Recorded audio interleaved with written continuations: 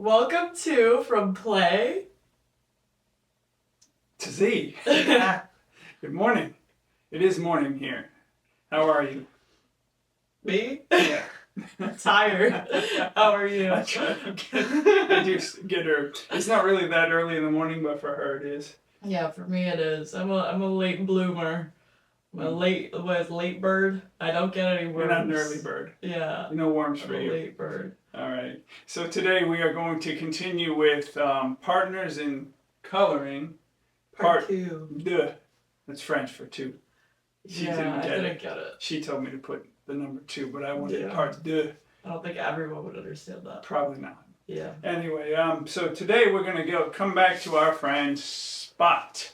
So we did a great little session where we had partners in coloring where I did some, Joe did some, and then we went back and forth, and that really does help do what we call modeling and demonstration so that a child can be more effective and do a good job in coloring. So we did that last time. Now what I always like to do was continue with an activity because if the activity is more than what the kid expects, then it becomes a treasure to them. So we have Spot here. I named him. Spot. And so we want to maybe now talk about Spot, and what we want the child to do is generate some ideas about Spot.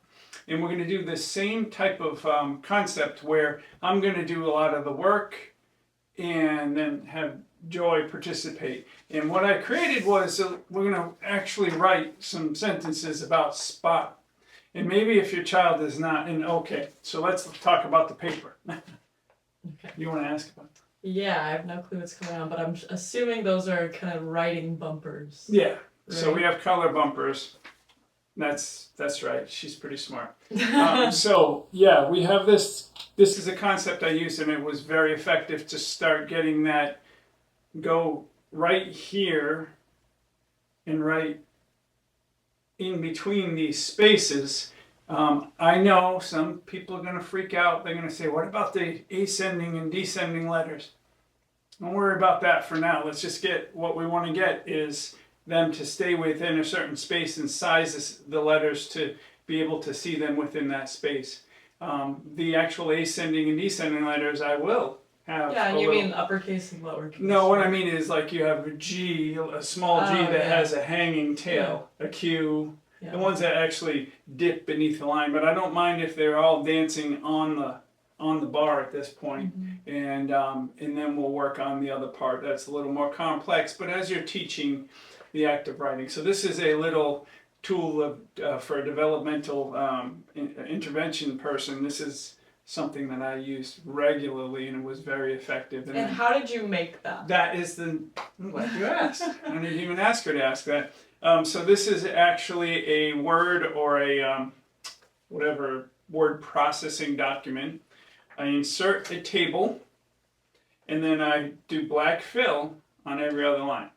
And you drag it down, and you make it larger before you print it, so that you get different writing spaces. And fill the whole page. Right? Yeah, fill the whole page, and then you have quick adaptive paper to help your child develop better control of the space in handwriting. So yeah, so you open the Word document, you insert a table, one column with however many rows they allow you, and then you alternate fill black. It's pretty simple, right? Yep. Okay, so if you have a question about doing that, go ahead and post it in the comments section, okay? I'm so bad at this stuff, but I'm getting better. Social media stuff too. Yeah. So what we're going to do is we're going to have this one page that we're going to use, and we're going to start talking with Joy about Spot. So what I would say is we'd start with, I'm going to write a sentence. Okay. And you're going to finish it for me. Can you do that? Yes. Okay. I'm going to write Spot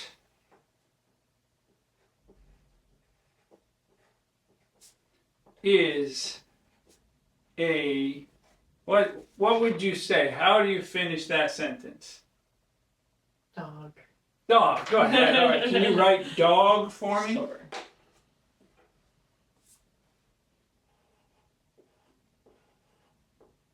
Okay. So she's a writer, so she's already putting the descending G here. Yes. But the fact I is, guess I could have done it further up. yeah, and what you would see with it oftentimes, and I'll have a zoom on this, but what you would see is the kid would probably write the G like this initially, and so it's okay. And a lot of times, you know, we're talking about trying to emulate or Model. We're trying to emulate a child that has some writing difficulties or anything like that. But so now I would say Spot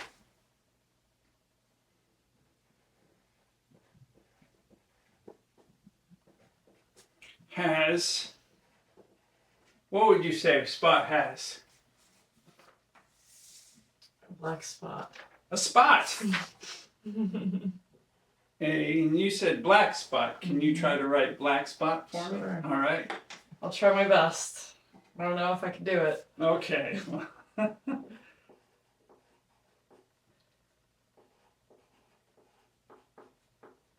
Okay. Spot has a black spot. Okay. Now, what we're doing is we're seeding these thoughts. So for a younger child, we then say, okay, can you start the sentence for me now and I'll finish it? Spot has a... Brown tail. Sure. Okay. So I would write, you would write A spot. spot has Write a... spot. Okay.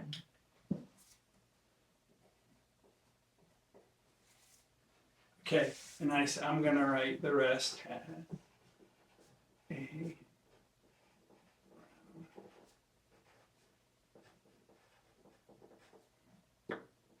Okay. Nice. All right. Let's keep going with this. Mm-hmm. You go ahead and tell me one more thing about Spot, and you can start with what you see, like you know, the parts. You say you could start with the part. So his Part, his, like his like, body I would say his His ears, ears are blue. right, his, Yeah. so I would write his ears, and then you would write, All right. and you can start with, if she puts the wrong, like his ears is blue, you can use this as a teaching moment to say his ears Are blue. are blue. Mm-hmm. So we're working through it in a dynamic fashion so we can build out language arts as part of parenting, as part of therapeutics. If you're an occupational therapist, you pull in, and if you've been working as a speech therapist, you can do the occupational therapy side. Don't create such boundaries that you can't look at the child as a whole. We're going to take a break, and we'll be right back with how I'd finish this up, okay? We are back. We're back. So this time I brought what I used to do all the time, and I know things are different these days. There's a lot of... Tell me about your experience with email. Oh yeah, I hate getting emails now. Yeah, like as a little kid, it was fun to Yeah. get emails. I have my like Now it's like... email with my dog's name in it, Yeah. and now it's just Yeah.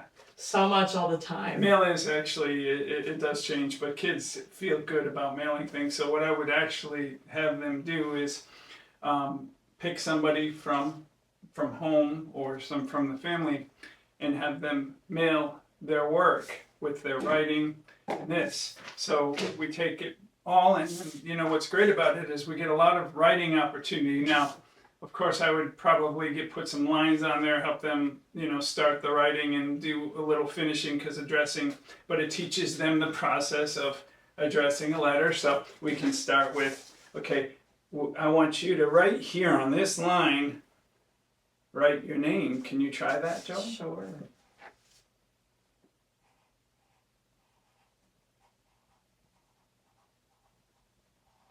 All right, very cool.